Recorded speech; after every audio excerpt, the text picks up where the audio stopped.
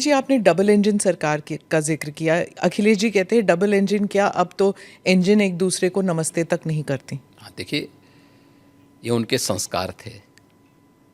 हमारे यहाँ हम विरासत को सम्मान दे करके अपनी वर्तमान लीडरशिप को भी सम्मान करते हैं और अपने पूर्वजों के प्रति भी सम्मान का भाव रखते हैं। लेकिन जिनके आदर्श औरंगजेब हों तो उनका आचरण भी उसी प्रकार का जरूर होगा, और लोगों ने देखा भी अपनी आंखों से। आप क्यों कहते हैं कि उनका औरंगजेब उनके लिए आदर्श हैं? क्योंकि वो औरंगजेब को महिमा मंडित कर रहे हैं। वे सब लोग उस कैटेगरी में खड़े हो चुके हैं। उनके नेताओं ने मुंबई से लेकर के लखनऊ तक, ये सभी लोग तो महिमा मंडन करने वाले लोग हैं। तो जिनका जैसा आदर्श होगा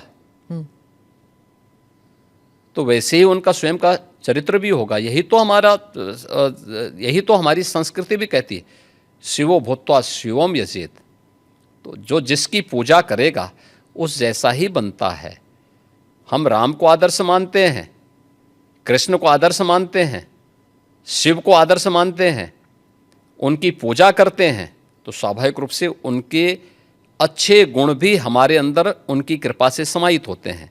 जो औरंगजेब को, बाबर को अपना आदर्श मानता होगा तो उन जैसे गुण भी उनके अंदर देखने को मिलेंगे, और ये आचरण लोगों ने अपनी आंखों से देखा भी है और आगे भी देखेंगे। वो कहते हैं आपको हिस्ट्री के बारे में कुछ पता नहीं है। राणा संगा के बारे में उन्होंने कहा कि वो थे जिन्होंने बाबर को न्योता दिया था।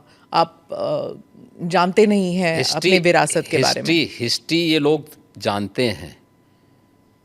हिस्ट्री यही लोग जानते हैं जो जिन्ना को महिमा मंडित करते हैं। हमें याद है, इसी उत्तर प्रदेश में हम लोग लौह पुरुष सरदार वल्लभ भाई पटेल की unity, run up for unity के कार्यक्रम के साथ जुड़ रहे थे।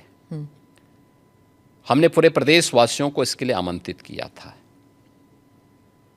सरकार भी थी, भारतीय जनता पार्टी भी थी, सभी दलों को हमने आमंत्रित किया था।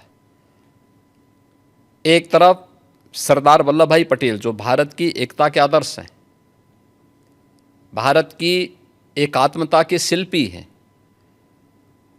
हम उनके प्रति श्रद्धा का भाव व्यक्त कर रहे थे, और ये लोग जिन्ना को महिमा मंडन कर रहे थे।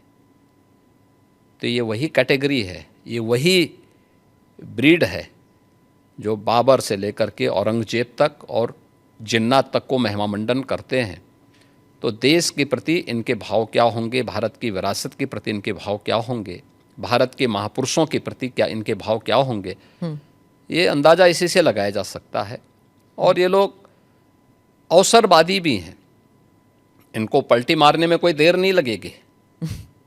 भाई आज कर रहे हैं तो कहीं वोट लेना होगा, तो उनके कुछ नेताओं ने बयान देने शुरू किए हैं कि अब जो लॉस हो रहा है और जो कटघरे में खड़े हुए हैं, ठीक है, तो उसके बारे में इन्होंने कहना शुरू कर दिया, नहीं साहब ये तो जो है उन्होंने गलत बोला है, और ये तो राष्ट्रीय महापुरुष थे, राष्ट्र नायक थे।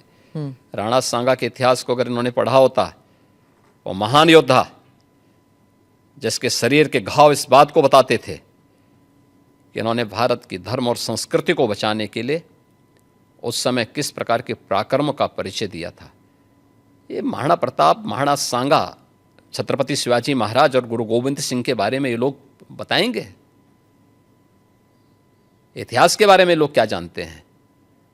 जो औरंगजेब और बाबर की पूजा करते हों, जो जिन्ना को अपना आदर्श मानते हों, इन लोगों से इसकी उम्मीद नहीं की जा सकती है। और आप विधानसभा में आपका एक भाषण भी था, आपने कहा था कि अगर औरंगजेब का महिमा मंडल कर रहे हैं, वो जो नागपुर में जो कर रहे हैं, उनको यूपी आना चाहिए, हम उनका इलाज कर देंगे। इलाज कैसे करेंगे आप? उपचार देखिए, किसी भी बीमारी का उपचार के अलग अलग केंद्र होते हैं।